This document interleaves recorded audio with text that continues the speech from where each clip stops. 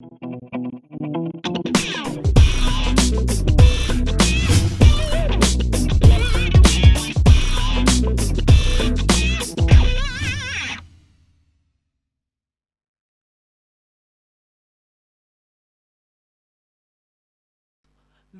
as a composite residential area, is divided into two parts.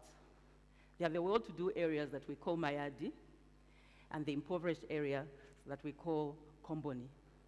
Now, what is interesting about Lusaka is that it has a very distinct special arrangement, so that each of these privileged areas would tend to be very close to a deprived area. So essentially, what is happening is that you have roads dividing affluent areas and deprived areas. So for example, Zambezi Road separates affluent Roma from poorer Ngombe. And when you get to Machinchi Road, it's a border between North Mid, where the well-to-do live, and Garden, where the poorer people are. Now, these roads, funny enough, might as well be oceans in the way that we think of ourselves. The affluent tend to talk about the poor as if they are people in a zoo, or else they have peculiar ways of a foreign country. So generally, for those of us who go to comedy shows, you will find that every Zambian comedian has a Komboni joke in their back pocket. So we laugh at the poor. We laugh at their ways. We laugh at the crowded places they sleep. We laugh at the fact that they do not have toilets. And the reason that we're able to do that is because as the city is laid out, so is this country run. The situation is that on the right side of the road, people are able to enjoy pretty good amenities. Things work. You have shiny malls on every corner.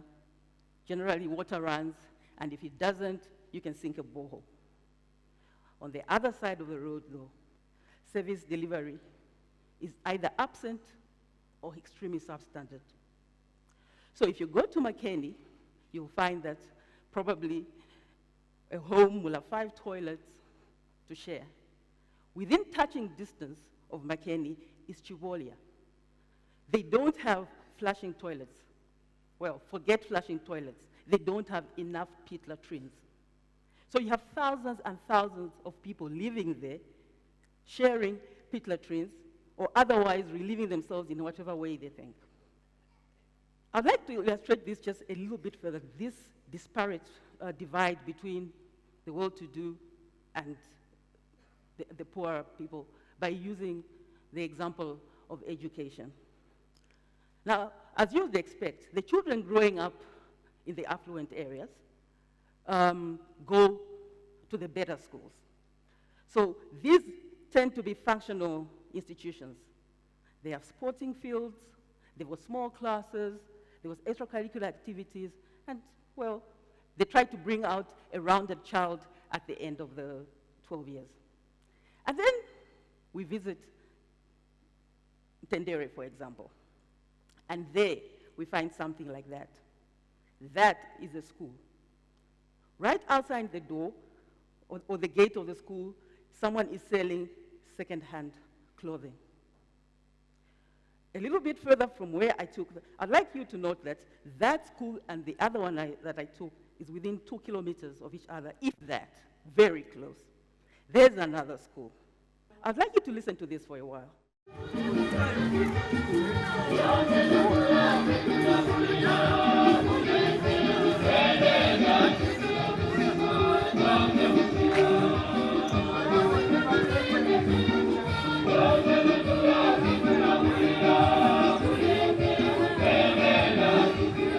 When I took that video, school was in session. So on this side, there's a market store blaring out music. On the other side, there's a bar. When it gets a little bit better, that's a government school.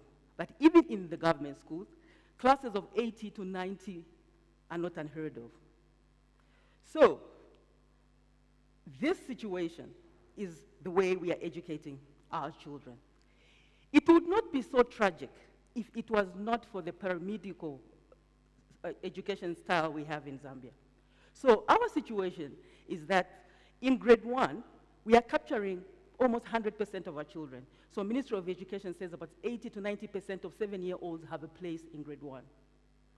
But when you get to grade 12, only about 20 to 30% of those children are in grade 12. That is simply because we do not have the places for all the children. So how do we lose some? We have 2 national selection examinations at grade 7 and grade 9. It doesn't take too much research to understand which 20% are making it to the end. It is obviously the ones that go to the better schools. We don't seem to worry about that too much. Those of us sitting here who are able to come to events like this, our children obviously go to the better schools. Now, not too long ago, I found out that a little boy in my family who goes to a government school and was going into grade 5 could not read to save his life. So he was at my house on holiday, and I gave him a book to read like I usually do. That's him there. His name is Joe. So that was last year.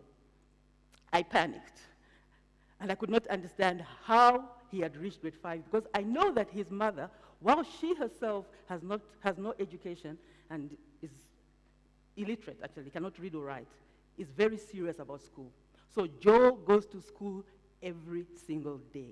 He is not truant. He has some food when he goes to school, but he could not read what had happened. So I took it upon myself to teach him how to read.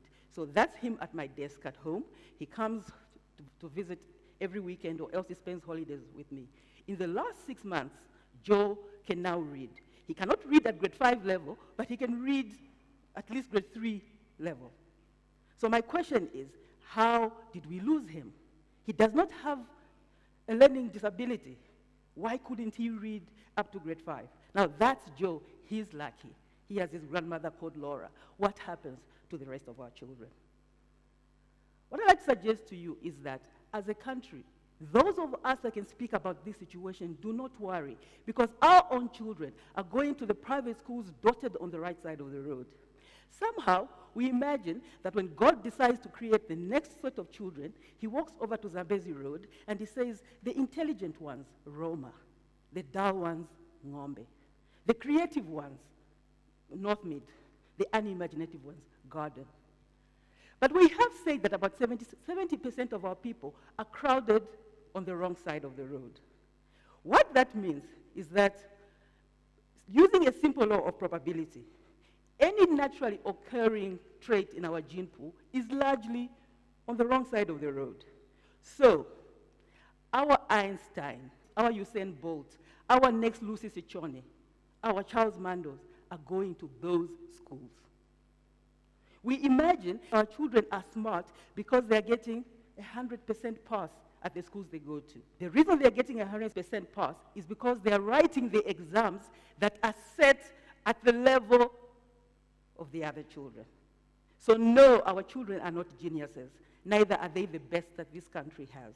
The best that this country has is in the townships. So I'd like to suggest to you that it's time we began to worry about the masses of children that we are losing. They are our best resource. We should do this for 2 reasons. One is simple justice. Every child has a right to reach their potential. We are not saying they should all have computers. We are not saying they should play hockey. We are saying that this country can afford, with its resources, to give every child a desk, a teacher, a blackboard, and so that they can make it through out of poverty. But if justice is not your thing, maybe do it for selfishness. Because you've got to understand that in a democracy, the future of a country is not determined by the prospects of the small minority. It is weighed down by the situation in which the majority live. So, whether we like it or not, the ignorance, the poverty, the hunger that we laugh at will come to visit us. If it does not visit us, it will visit our children. Thank you.